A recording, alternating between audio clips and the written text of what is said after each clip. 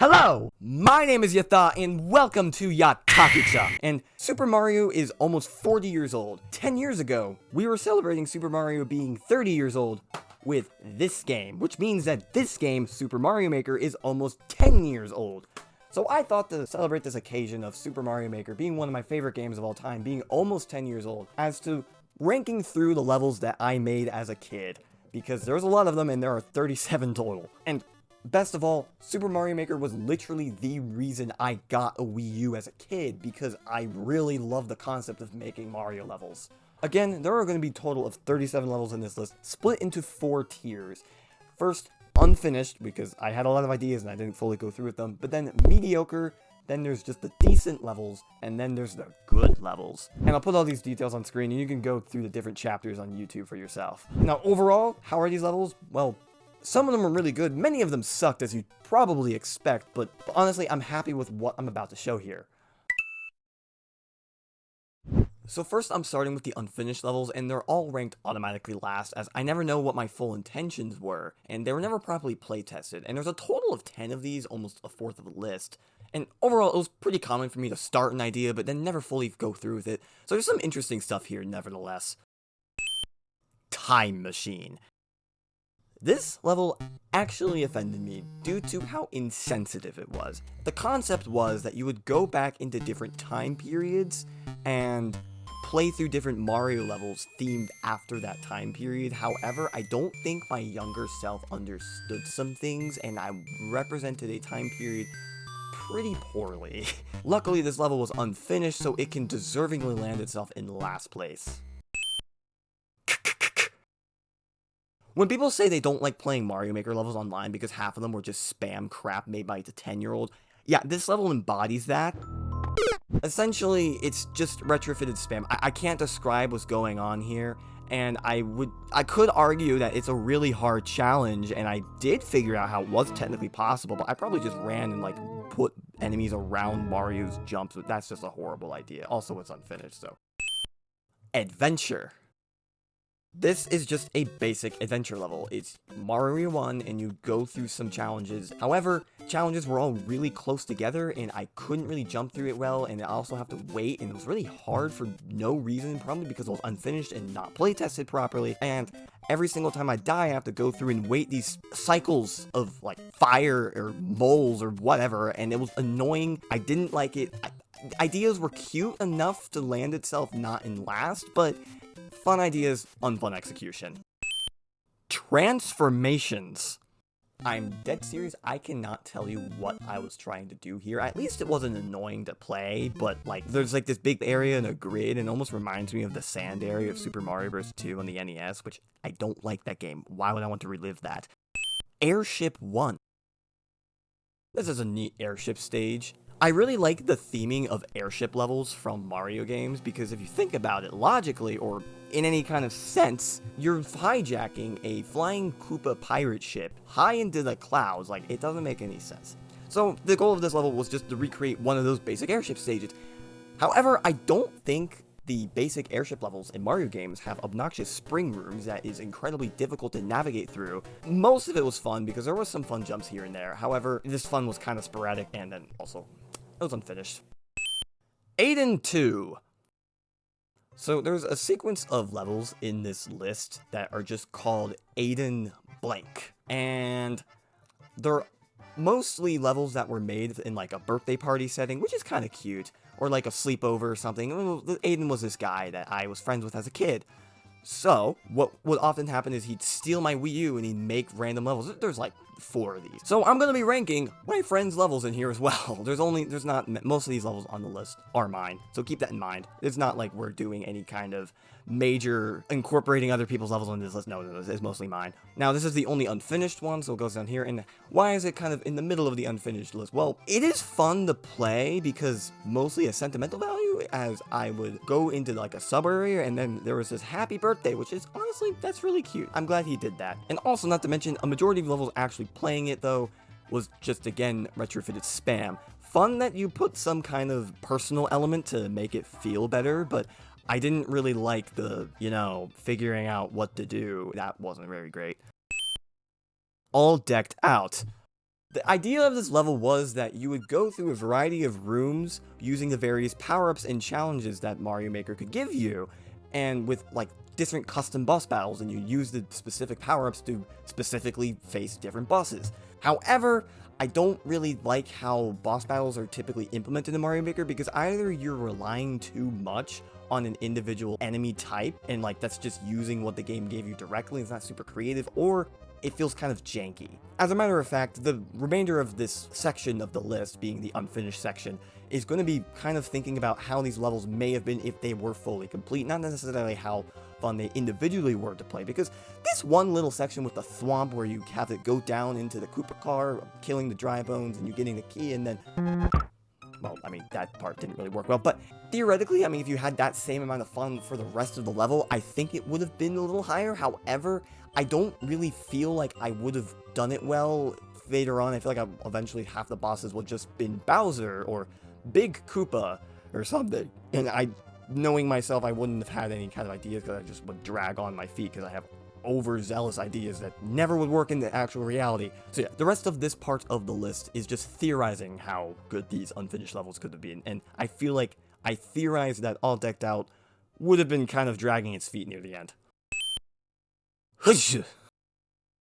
This level is some kind of underground descent in Mario 1, which is cool, and I like how the descent was not into underground, it was actually into a castle, which I feel like is different somehow. However, this level is just a level, if that makes any sense, despite there being a cool secret area and, again, unique elements of the theming incorporated into its design. However, the next two ideas on this list have a little bit more staying power in terms of how unique the ideas were and how I could have realistically implemented them.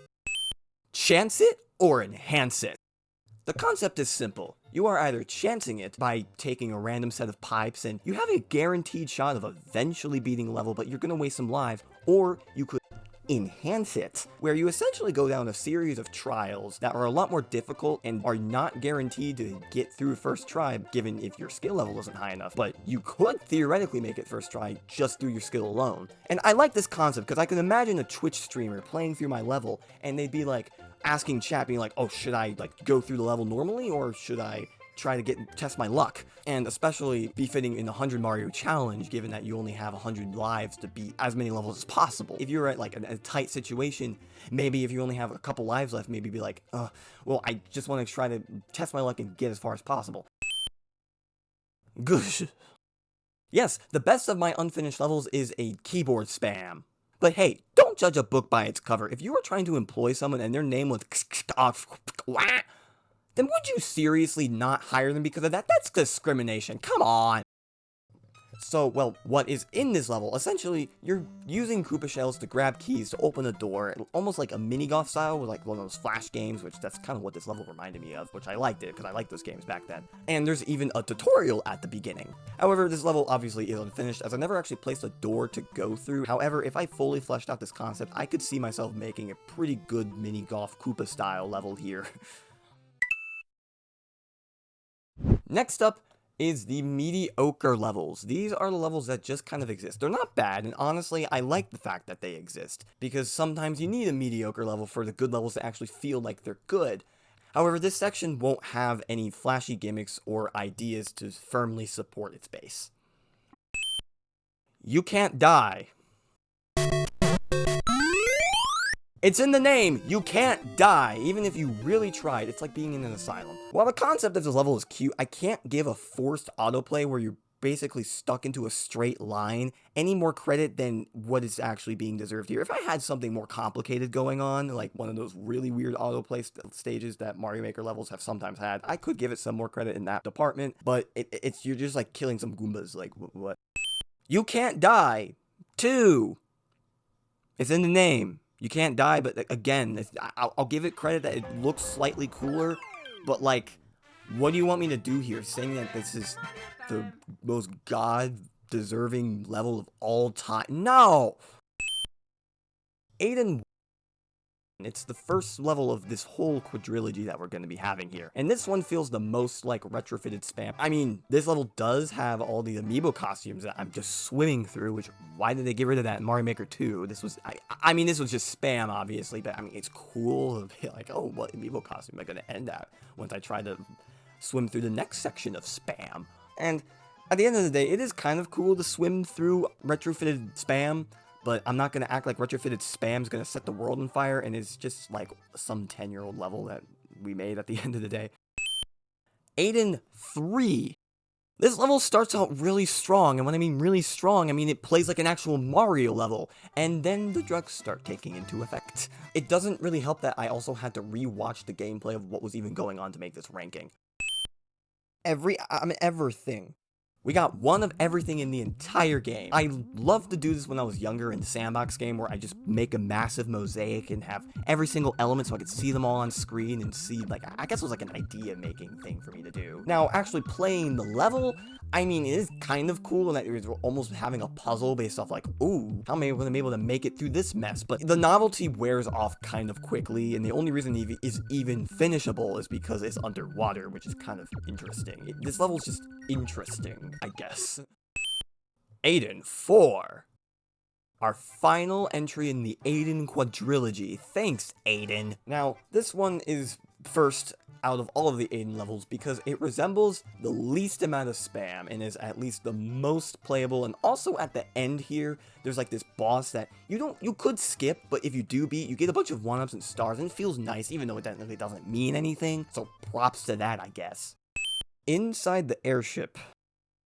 This is our first real, complete level on this list. It only took me like 16 levels to get to that point. However, you can kind of cheese like almost half of it, which really sucks, and it almost means that I probably didn't playtest it enough, and my guess is that when I was uploading this level online, I probably noticed that, oh, there's a little cheat here I can do, and then I'm like, you know what, I don't feel like actually verifying this, which means that most of the level isn't properly playtested, which honestly kind of feels that way.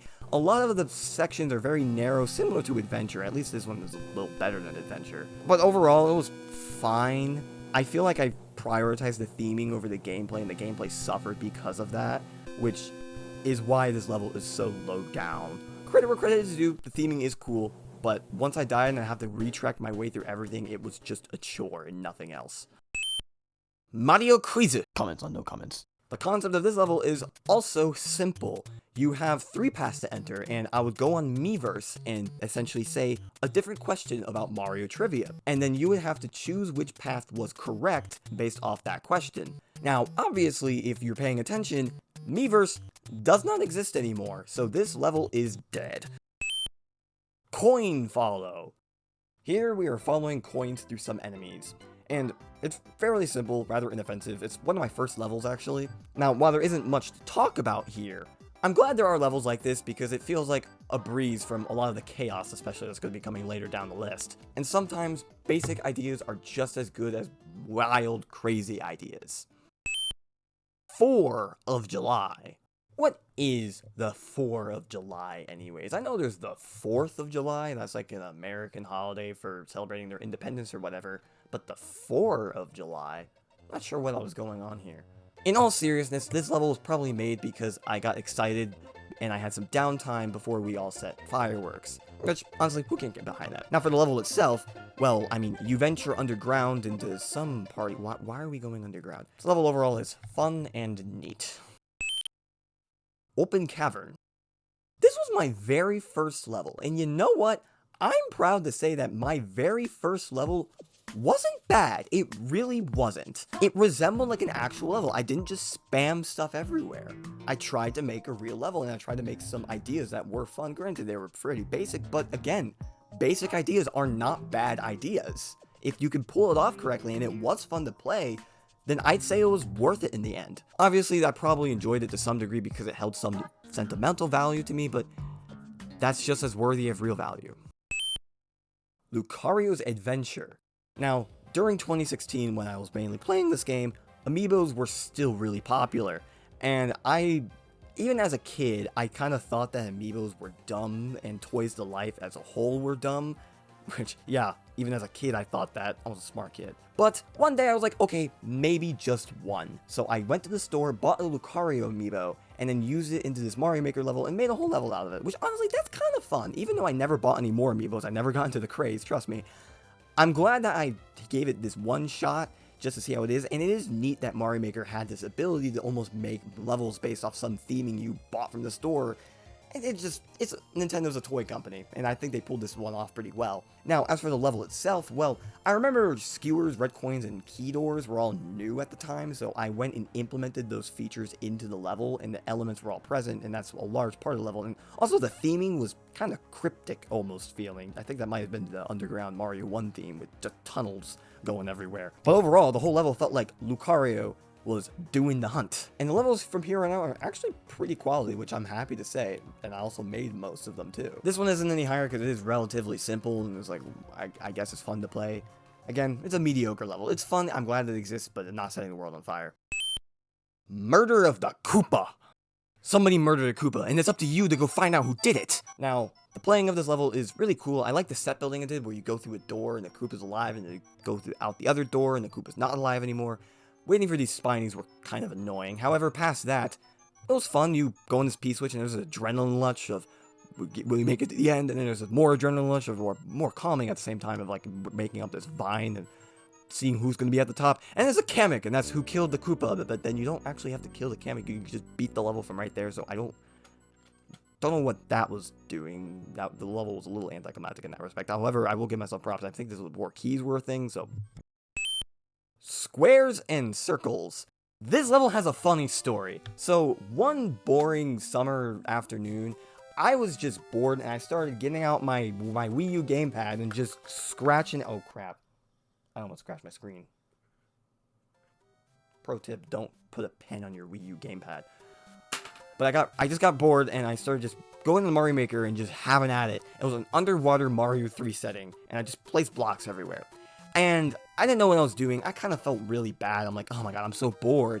But eventually I'm like, wait, this kind of resembles a little bit of a maze. I can make something out of this. And eventually I did, and I did make a maze out of this. And I am proud to say that this level is actually unironically kind of fun. Now, it's really basic, which is why it's in the mediocre tier. I'll be near the high end of the mediocre tier. But I love the story here with that as well, because it almost is like, I sometimes think that being bored is just a really bad thing, and oh my god, my life just sucks, but you know what? I made something out of it, and I'm proud to say that. Because at the end of the day, if you look at something the right way, even you can defeat boredom. Yattakucha shorts, the donut block. I tried to make a level that is under my, theming of the internet name that is Yattakucha. However, no other levels actually came out of that fact, and this was the only one, but it's still fun. Essentially, I'm using a donut block to, use different challenges around the donut block and use the intricalities of the donut block to make fun things. And also, I had music. I had custom music, which that's really cool. It sounded like a 4th grade recorder concert, but you know what? Music is subjective, and I liked it. Now, clearly, I put effort into this level. However, it misses the mark from anything higher than the mediocre tier just because, well, I mean, one, the music sounded like a 4th grade recorder concert, and then also, I don't know, some of the platforming was a little weird. Our next tier is the decent levels, which these are the levels that are, well, decent. They're good, and they're good designed, they have good ideas, however, there's just that one little thing that makes them miss the mark. 1-3 Shroom Valley, and Green Mushroom Forest. These are both ranked together because they kind of just exist. I mean, what else do you want me to say about them? It's just this grassy Super Mario World gameplay where it's just jumps and baddies. The most I can say is number 11 being Green Mushroom Forest has this little house that you can go into, which technically makes it rank higher because there's a little house that you can go into. That's literally the only thing really different about these two levels. I tried to rewatch the gameplay again, 3 times after, throughout my process of making this whole video, and I still cannot remember what happened in 1-3 Shroom Valley. I don't remember. It's just jumps and baddies. It's fun to play, but I don't know what else to tell you. You can look at the damn screen. 1-1 Mystery Field. We're getting in our top 10 here, and our first level in this top 10 is a series of levels, parts of a series of levels that was meant to be a whole series that I only made 3 levels of total. Which I forgot to mention that about 1-3 Shroom Valley. It is part of the series as well. And The most notable thing about this level is that there's this little underground area in the beginning, which felt like cheating, but it clearly wasn't cheating because it was designed into the level, which, if you ever feel like you're cheating, but you're not cheating, I feel like that's almost good game design. It almost feels like euphoric in a weird sense. But other than that, there's a lot of one-ups that you can collect as collectibles, which I guess if I were to make a bunch of these levels together of this type with the one-ups and like with this 1-whatever naming and whatnot, then it would be kind of cool to see if I could collect all the one-ups on my own. But as of right now, it's just like, okay, I mean, you exist, sure. It's decent. This entire tier is just like, what do you want me to say? 1-2 Extreme Valley. It's a big valley. Now, this valley, I will say, was really fun because it was chaos for one. Going through it felt like enough stuff going on to feel like there was danger, but then you can get this star at one point, which feels like you can almost get through the danger, but not completely because the star was going to run out. So it's like grabbing the red coins almost feel like a rush, which, by the way, in this section, you had to grab red coins to get through a door. And I thought it was really well designed. I don't know how intentional that design was, but I had fun playing it. Overall, this level felt overwhelming, but not like emotionally overwhelming, if that makes sense. And also, the secret at the very beginning of the level is really well done because you see a door and you think that the door is what you will enter through, but it's not. Instead, there's a pipe at the end of the level that you enter in, and it goes into a sub area that brings you into another pipe that somehow brings you into the secret area because I had a pipe inside of the other pipe. I thought that was so clever. Some easy level. This level is the definition of decent. I like the set building, like how everything comes together is neat, and also not to mention it's relatively short. However, there's this key that you can use to go into a house at the beginning, and it's almost like rewarding to get that star, and then I feel nice to just breeze back through the rest of the level, which almost gives it a weird sense of replay value. Overall, I like looking at the creations I made. The aesthetic is nice. I mean, not too much going on here, and it is, well, it's in the name. It's some easy level. And finally, our last tier, the good levels. These are the levels that I am genuinely proud of. I'm happy to say that I did really make them because honestly, playing through these, I was having a lot of fun. Flashing. I'll admit that this level doesn't feel like it should be ranked as good because it doesn't seem like there's a lot going on here. It just seems like a good platforming challenge, which I'll stand behind that. It is a fun platforming challenge. Making sure that you don't have to start for too long so you can jump on the enemies to go through this adrenaline of rubbing up this mountain and then finally going at the end. It all feels really fun. And I will, again, stand by that it did feel fun to play. And it was challenging in, a good way, which is always good. There's not a ton of challenging levels in this list, to be completely honest with you. So the few ones that were there, the fact that this was actually challenging in a good way made it really stand out. But why is this level named Flashing? Well, I mean, maybe it had something to do with, like, the star going off. I mean, I think I remember making this level, and there was, like, my Wii U gamepad, like, the battery started going down, so I think something started flashing. Oh my gosh. Something just came to me. I think this level was made by my brother. Now, I recognize that your memory can kind of be a piece of work and make fools with you, but so maybe this level wasn't actually made by my brother, and maybe he was just there and played it or something, but my brother had something to do with this, and if you know, you know. So is my brother the reason why this level is so high up and even in the good tier? Potentially, but I'll stand by the fact that even past that, this level was fun to play, and it was rewarding in a good way.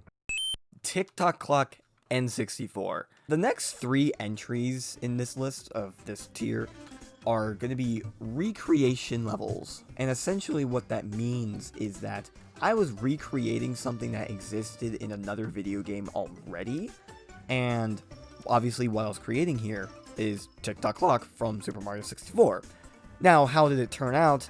Gameplay-wise, it's the bottom of these 3 just because, well, I mean, creating a 3D game into a 2D game doesn't exactly work super well. I think it's still fun to play through, and the recreation element is really good because you can be like, oh, that part, and it's like, yeah, I know that part of Super Mario 64 and TikTok Clock. And actually, as a matter of fact, back when Miiverse was still a thing, I remember this guy who played my level who I think was really nostalgic for Super Mario 64. I was like, oh my gosh, I remember this part, and he was commenting all over Miiverse, and that was really cute. But in terms of me making a retro level in Super Mario Maker, like, a lot of retro games at the time had this weird aesthetic to me, as, like, I almost felt like older games were just automatically better, and that's just because of this. I didn't have a lot of money to buy a lot of retro video games because I was, like, a little kid, and I was too scared to, like, emulate or anything like that. So instead, I would try to play it in Super Mario Maker instead. And as someone who has actually played Super Mario 64 now, I can say playing this level today that it does not feel like Tick-Tock Clock from Super Mario 64 in a gameplay sense, but I mean, sure, it's cute to play. Overall, I thought the recreation aspect being cute and being like that, it's just that little thing that boosted it up to being good for me, and I really like these recreation levels overall. Stereo Madness.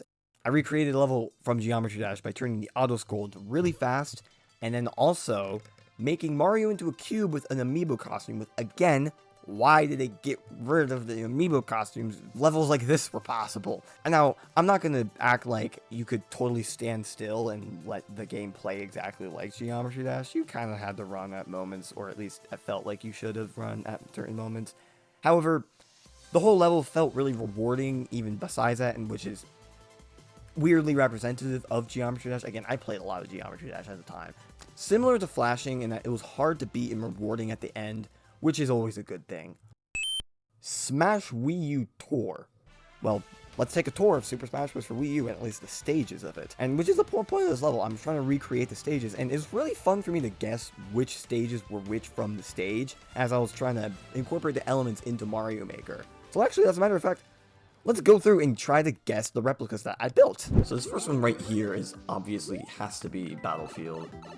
And I think this one's probably easy for me to do because it'd be the new Super Mario Bros. U stage, and which this is the new Super Mario Bros. U style, so. I have no idea what this stage is supposed to be honest with you. Actually thinking about it, it might be, like the DK stage, the one DK stage that didn't come back. Oh, this is definitely Hyrule Bridge. And, like, this background castle element up here is definitely, like, trying to replicate the background. And then the bomb is definitely the guy that, like, breaks the bridge and such. And down here is, like, what is this, like, Skyloft or something? This one, I have no idea. Is it a Pikmin stage? Like, my first thought is Garden of Hope. But I don't know what, like, the bottom part with the P-switch would be. I think it's a Pikmin stage because of, like, the little rocket ship, although it might be Woolly World. No, it has to be Woolly World, though. I really don't know. I really don't know. I don't know what the munchers at the bottom would be for either of them. Okay, my guess is Pyrosphere, and I did the big thwomp as Ridley. This one's definitely gamer. I love the aesthetic with, like, the spooky background. Although I don't have the woman coming in some capacity, but it's definitely gamer. Now this stage, I have really no clue. Maybe it's Mario Maker, but any stage in this game could technically qualify as Mario Maker. You could say it's some alteration of Final Destination, but like when you are trying to beat classic mode with like the beast guy, but I don't know. I don't know what the little guy in the middle would have to, like the Goomba and the clown car would have to be besides like his crazy hand or something. I mean, I was thinking maybe Hailbird, because like maybe the Goomba is trying to be like the big gun in the middle. I really have no idea here. This one's probably the most out of my range of being able to guess what the heck it is. Colosseum, maybe? From like Fire Emblem? I don't know why there would be a fire bar in there, but the gears of the platforms moving up reminds me of Colosseum. That one, I have no clue for this one. Why would you fall down trying to like avoid like some items? Like I really don't know what this one is. Like what would the Koopa Clown car resemble? I don't know. Like this one's another one I really have absolutely no clue what this one could be. Like I think this one's the most. I could maybe see that other one being Hailbird, but like this one I really am completely lost as to what it could possibly be. It might be an N64 stage, but other than that, I'm lost. Huh? was an ice stage with 3 platforms. I guess maybe Wii Fit Studio? I guess I'm trying to like make the bottom like icy and the 3 platforms are the white Wii balance boards. That would be my only guess. I think I'm confident with that. I mean, there's no way of me knowing for sure, but... Oh, this is definitely the Kid Icarus stage. Sky World. It's like the platforms that break underneath you. Oh, this is Duck Hunt. Easy, that's definitely Duck Hunt. Okay. Overall, I thought this was a really good level. Haunted Hotel. The level starts out with walking down a normal city, passing some local Koopas, until you notice a building that's whacked up with ghosts. So you anxiously make your way inside. And what's going on here? No, seriously, what do I do? No, like, I actually couldn't figure this part out at first. I was wondering what the thwomp had to do with anything, and that was kind of screwing me up. However, once I realized that the doors were, like, connected, and you brought the bomb through the door, down into the other layer, and then blow up, get the door open, it kind of blew my mind in a weird way, which is it's weird, because just the elements of this level in the puzzle aspect is not that hard. If you put just the elements here, I don't think it was that hard, because saying just figure it out, have a door with a bomb with a bunch of bricks around the door on the other side, that's really easy to figure out.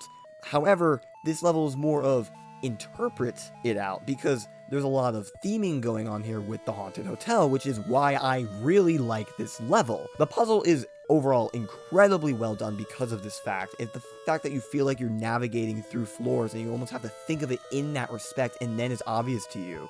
Because beforehand, it wasn't obvious to me. Maybe to someone else it is really obvious and the puzzle's not that hard, but even then, I think the theming sells it really well as well. Because this level's not done. It's not just this puzzle.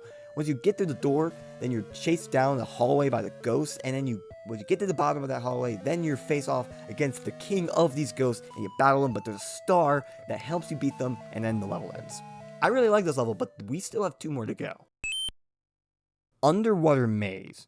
We already had a level that was an underwater maze. It was called Squares and Circles. No. This is the real underwater maze. Squares and Circles was just a random spam. This is like Metroid underwater maze. And what I mean by Metroid is that this level takes in progression-based gameplay. Because at first when I saw underwater maze, I was like, oh god, this is going to be a chore to get through. It's an underwater maze, like whatever. But no, once I found out that like I was like kind of using power-ups and using different Mario's abilities to be able to open new paths that I would analyze myself, like Metroid or Hollow Knight, I'm like, oh my gosh, I started to really like the level really quickly. And in terms of the level itself, the level starts out with a ton of different paths, all leading to dead ends requiring different power-ups.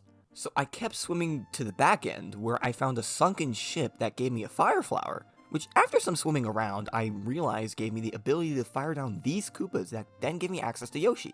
After this, I was really confused, but after restarting level, I realized that this pipe and above the water, there were POW blocks for me to shove into Yoshi's mouth that could then be used to destroy this muncher after entering this door. Then, after doing some above ground shenanigans, we can finally hit the P-switch granting access to the path past the sunken ship. This then takes you to an area with a ton of paths, granting various things after some challenges, like giving you a checkpoint. However, one of the paths requires you to damage boost through a gear that then gives you a key that you can then take to one of the other paths that after some of its own shenanigans unlocks a door that takes you to some more shenanigans above ground that takes you back underwater to face a boss against a Kamek that you beat to unlock the end. Wow, that was a lot. But it was really fun to get through, and of course my appreciation for progression style gameplay made this level even more fun on top of that. Slight complaint, the boss at the end felt kind of like chaotic in the bad way, but also sometimes too easy in the other weird way. I don't know, some work could have been done with that, but other than that, really well done here. Compact Castle. So imagine that Bowser is running out of money and he's making all the rooms really close together and have elements all interacting with each other because it's so compact that we're all so close together that everything's just a mess. I like this level. It feels alive, and that's my overall thesis of why I really like Compact Castle. I'm super proud of it. I made this level a while ago, and I even remember when I made it, I'm like, you know what? I love this idea, and I'll explain more as to why right here. Take this room for example. you have some gears to dodge, but by the time you go to another room, you're dodging that same gear. Or, for another example, there are cannons you have to dodge in this one room that you're also dodging in another room because they carried over. Or in this room, which is my favorite, you need to grab a mushroom from the series of munchers to progress, but then in a later room, you use the fact that there's a space open up from the mushroom you grabbed before to be able to swiftly cross. And now, through a pure gameplay respect, this level isn't as interesting as the progression style gameplay in Underwater Maze, but I love the fact that when you appreciate one element and how you dodge it in the series of challenges, and then you see in another room, it builds a mental map of what the level's going on here, and it feels more than a level because of that. It feels like almost an adventure more so. Overall, it doesn't just feel like a level where I'm going through challenges, it feels like I'm going through its elements. Even just being able to see the room next door makes me appreciate everything that's going on here. And best of all, the boss battle felt genuinely intense, and it's not because it was hard. It's because, I don't know, the theming of everything made everything work together really well. And like, first of all, these long hallways with the chain chomps following you, and also the sound effects were worked in a really good way, made things amp up a lot. But then actually beating Bowser at the end, even though it was kind of easy, it felt rewarding because I felt like I just went through this level's elements. I just felt like I went through a story, almost, even though there's not really any narrative elements going on here. It's just a bunch of elements thrown together and challenges, series, all working together. But it helps me create a sensation of something much greater, which I love here. I love this level. I'll post the raw gameplay onto my personal channel, Yatta, and leave a link in the description if you want to see anything unfiltered. I'll also be posting the raw footage for everything else of these levels onto my personal channel if you want to sift through and see them all for yourself. Except for Time Machine, I'm not posting that level. But with this all said, I won't act like this level is perfect. I feel like I'm boosting the fact that I've said I'm making a mental map of this level. However, there's a big problem in that you don't really go backtrack with any of the locations. There's no like progression style gameplay like, again, Underwater Maze had. And I actually am conscientious of this fact when I made it, because in Super Mario Maker 2, I went back and made a sequel to this level many years later where I addressed a lot of these issues. And as I said briefly in the beginning, I've always been proud of this level. I had a hunch that it was going to be number one before even making this ranking. However, Underwater Maze and Haunted Hotel actually did make a pretty fair fight. So, props to me, I guess, for that. I mean, this entire video is boosting myself up, but I mean, I'm ranking my own levels. What did you expect here? And with this all in conclusion, a young thought about a decade ago saw Super Mario Maker on like a YouTube video for an advertisement of it or something, and I thought to myself, wow, I love Super Mario on my 3DS. I love the IP. I love like the joy it brings to me, I guess, even as a 10-year-old. I also played a lot of Minecraft at the time, specifically its creative mode, and so I thought, wow, Super Mario Maker is like Mario in Minecraft's creative mode, and its liberties that it brings put into one, which I'm like, wow, I really want this game. However, I didn't have a Wii U at the time, so I'm like, hey mom, can I get a Wii U for Christmas? And she's like, isn't that a failing console? And I'm like, yeah, but it's Mario Maker. I don't know. I really wanted it. So eventually she caved in and I got a Wii U for Christmas in 2015. With it, I was able to immerse myself into my own Mario themed world. Sometimes I was focused on making good levels, but a lot of times it was feeling like I was in the elements, like I was describing the Combat Castle or even like the Haunted Hotel. I think I made good use out of this game, and I hope that the ranking that I showed here showcases that fact. And even though Super Mario Maker 2 on the Nintendo Switch is better from a technical standpoint, the Wii U gamepad functionalities, the amiibo costumes, and overall, and best of all, the memories I had associated with this game makes Super Mario Maker beat out the sequel on the Nintendo Switch and the Wii U original be a lot more significant for me. And overall, Super Mario Maker for the Wii U is one of my favorite games of all time. Now, was it worth a Wii U? Actually, potentially.